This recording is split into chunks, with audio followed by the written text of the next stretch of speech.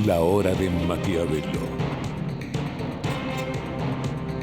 Para conocer a los que están detrás del poder.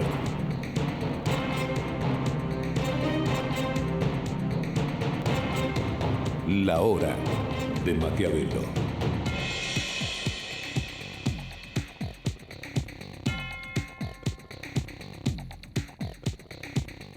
Hola, ¿qué tal? ¿Qué tal? Bienvenido a esta nueva hora de Maquiavelo. Bueno, vos ya sabés que este es el programa sobre comunicación política y empresaria. En esta hora de Maquiavelo nos vamos a volver a preguntar, bueno, aparentemente el gobierno no tiene un plan económico, la verdad que no queda claro. El gobierno dice que sí, pero no quiere mostrarlo porque dice que esto es un juego de cartas, raro, pero bueno. Pero lo que trascendió a los medios es que habría un plan económico con una serie de lineamientos, pero no aparece en ese plan económico la palabra inflación, el cáncer argentino de los últimos 80 años, no aparece la palabra inversiones.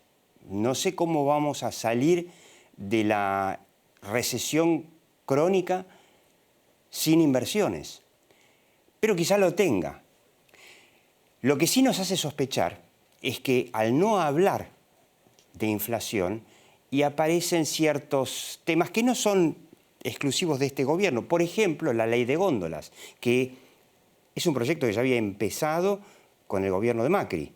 ¿Qué es la ley de góndolas? Bueno, es obligarlas a los supermercados a no darles a las grandes empresas todo el espacio, sino a ceder un espacio importante para pymes. Suena muy loable, muy bueno, pero por supuesto, más allá de los problemas que puede llegar a generar, ¿qué es lo que va a pasar? Y ya conocemos. Que sutilmente, a través de estas leyes, estos programas, precios cuidados, si no cuidamos los precios, entonces nos descuidan las empresas. Te aclaro, precios cuidados es una cosa que no existe en ningún lugar del mundo. Leyes de góndola tampoco.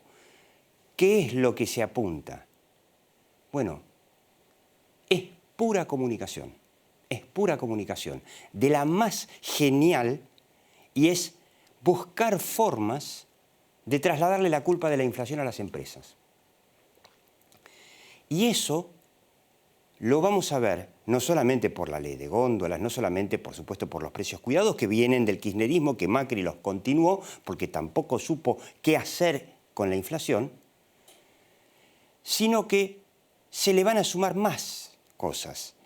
Ya vuelve el discurso a full de que la culpa de la inflación la tienen las empresas, de que la culpa de que no haya trabajo la tienen las empresas, de que la culpa de que no se invierta la tienen las empresas.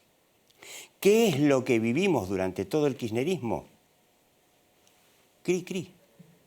El silencio empresario durante los 12 años del kirchnerismo, por supuesto, amedrentados, atemorizados, bueno, las empresas individualmente no podían hacer otra cosa que callarse, pero tampoco salieron a buscar formas alternativas de comunicación, formas quizás más colectivas de comunicación para explicarle a la sociedad, miren, si la Argentina no resuelve su problema de inflación desde hace 80 años, es porque el gasto público se desmadre y porque las políticas económicas que toman los que gobiernan y no las empresas llevaron a esto. Pero el peronismo siempre fue muy bueno comunicando que, bueno, que no tiene la culpa de la inflación, que no tiene la culpa de que la economía no crezca y que lo va a hacer a fuerza del Estado. Yo quiero sentarme hoy con uno de los pocos empresarios que piensan un poco más allá y por lo menos tratan de comunicar para su sector, es un empresario textil, y tratar de hacer una contribución para instalar el problema de la Argentina. Argentina es inviable por su sistema. No es que si vos obligás a los bancos a bajar las tasas, se arregla todo. Si vos ponés precios máximos o precios cuidados, se arregla todo. No, Argentina tiene un sistema que es inviable y que lamentablemente Mauricio Macri, durante los 4 años que estuvo en el gobierno, no solamente no lo supo resolver, sino, y ahí está lo más importante, no lo supo comunicar. Te explicamos aquí en La Hora de Maquiavelo que el mayor error de todos los errores que cometió Mauricio Macri, lo cometió allá por noviembre, cuando hizo esa cadena que criticamos tanto aquí en La Hora de Maquiavelo, su primera y única cadena de televisión, en la que, bueno, le echó la culpa de su fracaso económico a la sequía de 2018 y no aprovechó ese momento histórico clave para explicar todo lo que debía haber hecho, que no hizo, no quiso, no se animó, qué sé yo, y que ahora el próximo gobierno deberá hacerlo si pretendemos que la Argentina alguna vez cambie y deje esa declinación, esa decadencia de, bueno, casi 80 años. Quédate en esta Hora de Maquiavelo.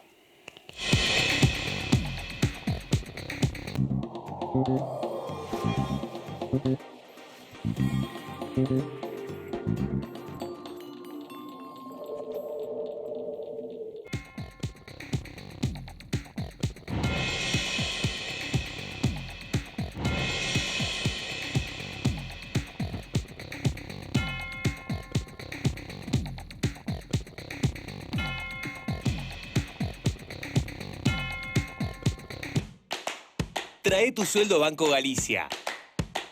Te damos hasta 10.000 pesos en tu tarjeta Galicia Visa. Hacete Galicia en bancogalicia.com. Banco Galicia.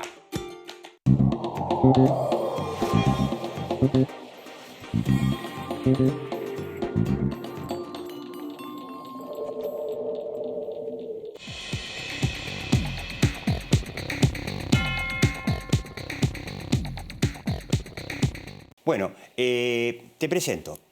Teddy Karagossian es el presidente de una textil muy conocida que se llama TN Platex, muy interesante.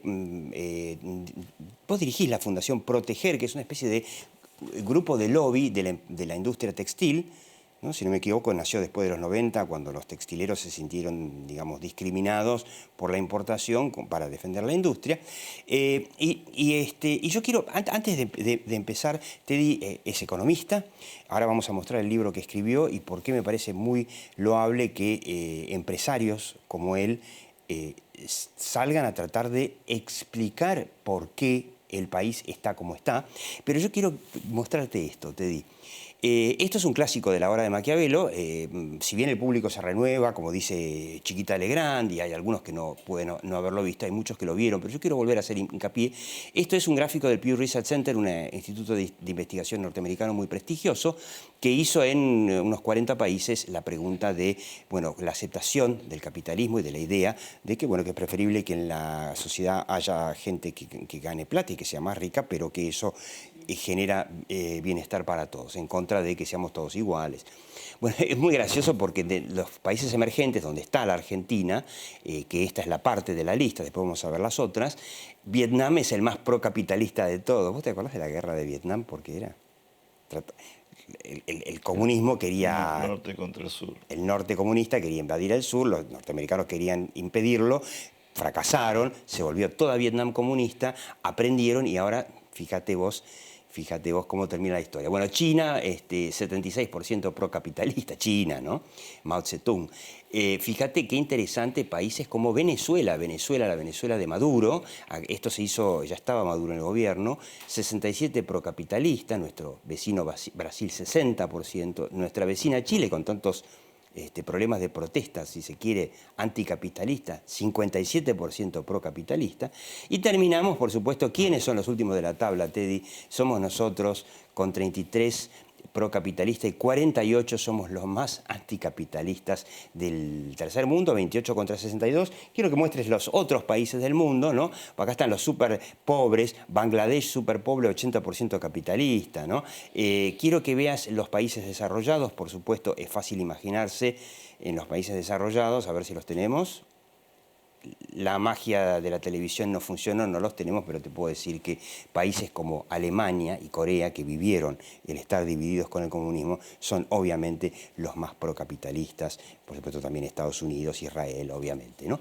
Teddy, perdóname que empiece con esta pregunta. ¿No son ustedes los culpables de que en Argentina no haya penetrado la idea del capitalismo y los gobiernos, y esto incluyo al gobierno de Macri, bueno, quieran seguir con este estatismo que nos llevó al fracaso?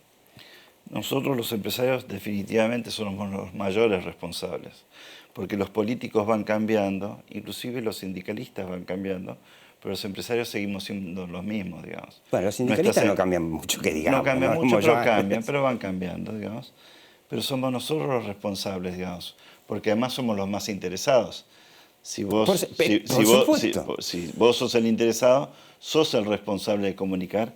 Y aclarando el tema de la fundación, justamente nosotros creamos la fundación porque no teníamos una voz. Claro. Cuando nosotros sentimos que en los 90 nos vapulearon, pero ya no teníamos fuerza en los finales para poder hablar, nosotros cuando nos reforzamos en el año 2002, 2003 y empezamos a estar mejor, creamos esta fundación que hablara por la industria textil y explicara cuáles son los fenómenos de por qué la Argentina en el sector textil es lo que es y cuáles son las ventajas de tener industria textil en Argentina.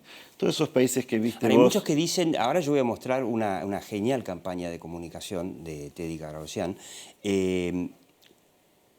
Hay muchos que dicen, pará, pero en Estados Unidos tampoco hay mucha industria textil porque viene todo de China, Pakistán, de la India. Sí, en realidad pueden decir eso y pueden decir que en Inglaterra tampoco hay, pero Inglaterra crece con la industria textil. La guerra civil americana se produce por la guerra textil. Suiza crece por la industria textil. Francia crece por la industria textil.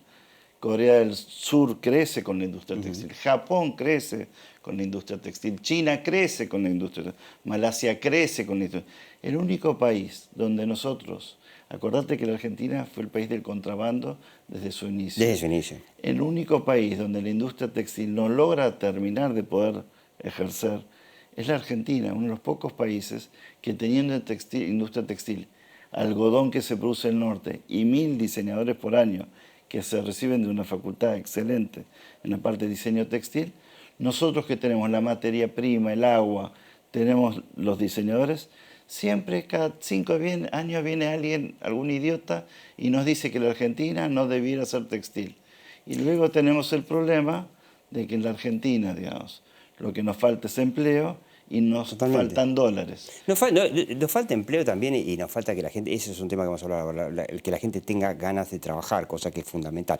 Yo quiero que veas algunas campañas de colegas tuyos. Mostramos hace un par de programas los transportes camioneros, las empresas de transporte camionero, que claro, muchos empresarios se quejan, bueno, pero además de los impuestos, el costo que tiene el transporte en Argentina, que encarece tanto, te lo hace imposible. Bueno, y fíjate vos, claro, si los camioneros tienen los salarios más altos de toda América Latina, en un país paupérrimo como la Argentina, y si los impuestos directos, indirectos, se llevan todo, la renta que les queda a los camioneros es de 3,9%. Y tuvieron que salir a decirlo, se les ocurrió esto. Ahora, y también interesante, los productores de gaseosas, que también uno se hace la pregunta, ¿no? El que viaja, por ejemplo, dice, che, ¿por qué la Coca-Cola me sale más barata en Tokio que en Buenos Aires? Bueno, salieron finalmente a explicar que la mitad de lo que vos pagás cuando compras una Coca-Cola, o lo que es cualquier gaseosa, por supuesto, son impuestos. Y la gente dice, es el IVA. No, porque uno se olvida las cargas sociales, los ingresos brutos, que son el peor impuesto del planeta, los impuestos especiales, el impuesto al cheque. Ahí tenés, y fíjate vos qué interesante, la Fundación Proteger, de la que hablamos, de Teddy Caragosian, había hecho esto, a ver si lo puedo mostrar. Esta camiseta que mostraba, claro, era una camiseta, ¿cómo lo podrían haber hecho de otra forma? Ellos un camión, usted la camiseta, cuántos son los impuestos, cuántos son las tasas altísimas que tenemos y qué es lo que le queda a la industria, porque Teddy, vos habrás escuchado alguna vez que comprar un jean en el 11 te sale 3 veces más que en la Quinta Avenida. Sí. Déjame contarte dos cosas. Uno, la camiseta fue anterior a todas las demás y viendo las demás todavía subvalúan muchos de los impuestos porque no los reconocen dentro de sus proveedores. Claro. Estos son los impuestos directos de la mayoría. Claro. Pero hay otra cosa más. Porque En el de transporte... Además hay impuestos como ingresos brutos que se van sumando, o sea, que se van impuestos a los impuestos de los impuestos. Exacto. Como la tecnología esa es muy compleja para hacer, nosotros nos tomamos la molestia de hacerlo, es mucho más de lo que la gente cree. Claro. Pero si ustedes pusieran y vieran la de transportes, dice 25%, que es lo que se lleva es el empleado de transporte. Pero esa persona y mi empleado, y vos, y el cameraman, y todos, cuando vamos al supermercado, eso que dice salarios, la mitad de lo que compran con esos salarios es impuesto. Son impuestos. Claro. Así que es 39,7 más la mitad de 23,5. Los asalariados argentinos ganan comparativamente poco porque la mitad de lo que ganan se lo lleva el Estado. Entonces, no es que es el 50% del precio solamente, es el 100% sobre el costo. Lo que hay que comprender es que cuando uno compra en Estados Unidos, compra 100 pesos más 7 pesos de impuestos. En Argentina compra 100 pesos más 100 pesos de impuestos. Claro. Pero eso, como el empleado que yo le pago un salario tampoco le sirve, termina siendo, largo de explicar, 75%. Es decir, 25 pesos es el costo de producir algo, 75 pesos es lo que se lleva el Estado o la cantidad de administraciones que requiere este tema. Eso hace caro el producto. Porque en un auto... Bueno, el caso de los autos es impresionante. Sí, pero un auto es peor todavía. El 25% de un auto es nacional. Y por el 25% que es nacional, en promedio es el así, auto vale el doble. Por más que se fabrique acá, todos los componentes son importados. Entonces, vos fijate que en un auto solamente cuando decimos un auto argentino, solo 25%. En promedio, ¿no? El auto sale el doble, pero el auto vos no podés importarlo. No. En cambio, la ropa sí. Entonces, la gente habla de la ropa, pero vos no podés importarte ni un salame por ANMAT o por lo que fuera. El auto tampoco te lo puedes. La gente habla de la ropa porque es fácil hablar de la ropa. Claro, porque uno va a la Quinta Avenida y se lo termina comprando y bueno, y por un jean te lo pones y nadie te lo va a vender. Y como me decía el otro día una amiga, se traían valijas de ropa, digamos, para vender, para revender. Eso es contrabando. Es lo mismo que hay desde 1810. Debemos saber que en 1810 la Argentina se independiza para poder comprar los productos textiles de los ingleses. Claro. O sea, porque los españoles, que en ese momento estaban ocupados por Francia, por Napoleón, no les dejaban nada. Los comerciantes de Buenos Aires son los que contrabandeaban y entonces favorecen la independencia del San Martín que pasó por Inglaterra y nos independizamos. ¿Para hacer qué? Para que ese contrabando que había de una fábrica inglesa, que creció mucho gracias a eso, se pudiera importar en la Argentina. Y no solamente nacimos como un país contrabandista, sino que además, y esto habría que alguna vez enseñárselos a los chicos, siempre nacimos diciendo que íbamos a hacer una cosa y hacíamos todo lo contrario. También. Decimos que vamos a ser muy sociales y terminamos generando más pobreza. Todo el aumento tremendo que tuvimos en los últimos años del Estado, a pasar a ser el más grande de América Latina, lo único que logró es más pobreza. Te daba el ejemplo porque justamente estaba recordando, debatiendo con un amigo periodista, que en realidad el grito de libertad del 25 de mayo de 1810 jamás existió. El grito era «Viva el rey Fernando VII», que estaba preso por Napoleón en aquel entonces y que la declamación de los independentistas contrabandistas, como decías vos, era que volviera el rey Fernando VII. Entonces terminamos siempre mintiendo y cambiando los objetivos, ¿no? Por eso me parece que lo de Teddy Carabosian es muy loable, porque además escribió un libro sobre esto. A ver, acá está, a esta cámara. Revolución impositiva, ¿no? Y bueno, yo lo leí, es muy interesante, hay puntos que se pueden debatir, pero fundamentalmente lo que Teddy propone ahí es un cambio radical del sistema impositivo. Pero antes de empezar a hablar de cuáles serían esos cambios en el sistema impositivo, déjame hacerte la pregunta fundamental. ¿Qué hacemos para financiar un Estado monumental que hoy se lleva casi la mitad del Producto Bruto. ¿Cómo hacemos para financiarlo o cómo hacemos para desmontarlo? Bien. El primer punto que hay que comprender es que si los impuestos son 75% del precio, el Estado, cuando gasta y paga a sus empleados, está gastando dinero que recorre en toda la economía para volver al mismo estado. Claro. La forma que tiene el mundo para que los productos no sean caros es cobrarle impuestos sobre la renta de las personas, no sobre los productos que consumen. En Estados Unidos es el income tax, que es probablemente el principal impuesto, y después cada estado cobra sus impuestos a las ventas. A la venta final. Entonces, hay que ponerle impuesto a Teddy, no a la empresa de Teddy.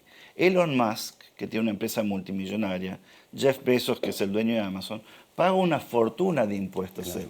Pero Amazon no paga impuestos. Claro. Y Tesla no paga impuestos porque pierde plata. Entonces, el impuesto en la cabeza de Teddy hace que los productos que haga Teddy sean baratos. Si son baratos los productos de Teddy, que hace Teddy, la gente puede consumirlos y la gente pobre puede consumirlos más. Vos estabas hablando de países, digamos. El tema de la desigualdad es un tema para quedarse y es el tema del futuro del mundo, no es un tema de la Argentina. Pero el problema que tenemos en Argentina es que los más ricos consumimos afuera del país. Claro. La ropa los ¿Por qué? ricos no la compran acá. Porque cuando compramos fuera del país, los productos vienen sin impuestos. Encima te los devuelven en el aeropuerto. Te devuelven en el aeropuerto. La sí. gente pobre compra una Coca-Cola, compra la ropa, compra el auto, y cuando compra está pagando un montón de impuestos. ¿Cuántos impuestos está pagando? 75% del precio. Quiere decir que 300% es lo que si él gana 25 y lo que está pagando es un producto que vale 100, le estamos sacando un montón de plata.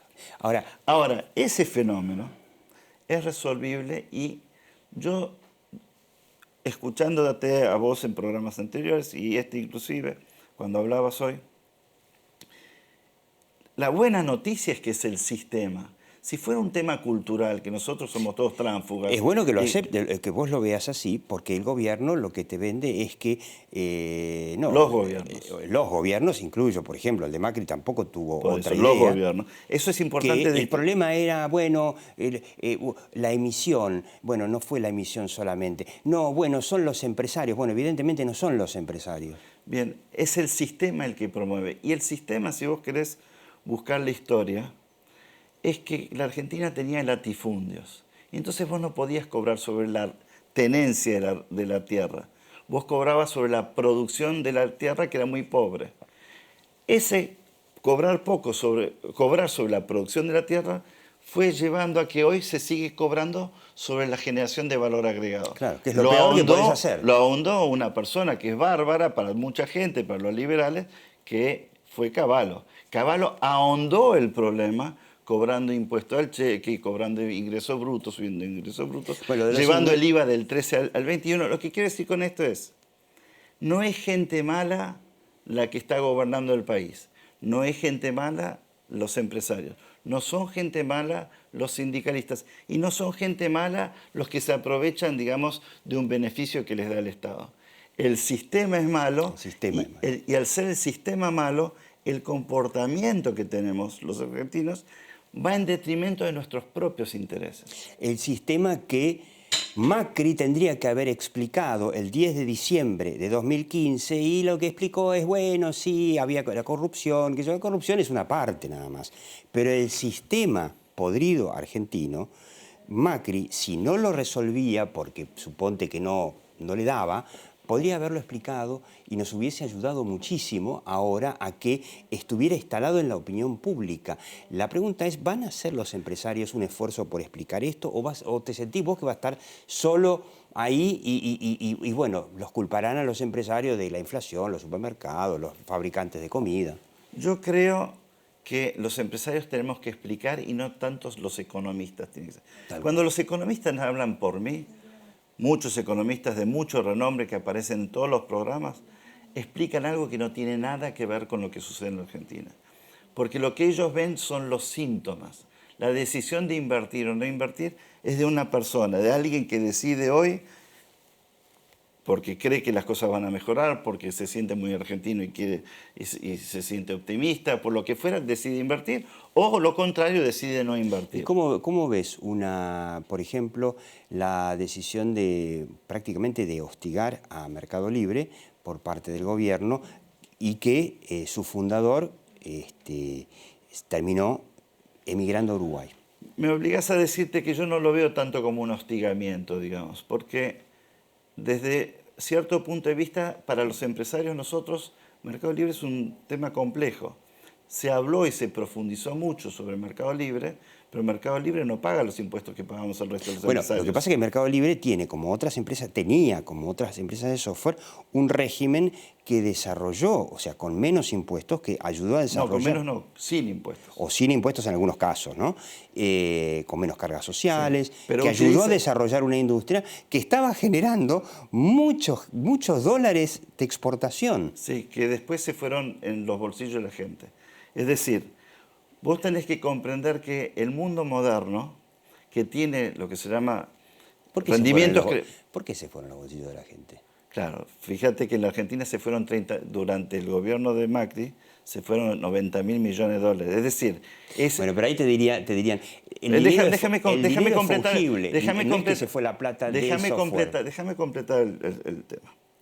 Yo he visto sector de software darnos clase de cómo se manejan las empresas al resto de los empresarios que hacíamos medicamentos, que hacíamos hierros, que hacíamos acero, que hacíamos autos, que hacíamos textiles, pero nosotros pagábamos los impuestos y la gente más educada de la Argentina, la que no necesita mucho ímpetu para conseguir trabajo, era la que podía trabajar y generaba esos dólares.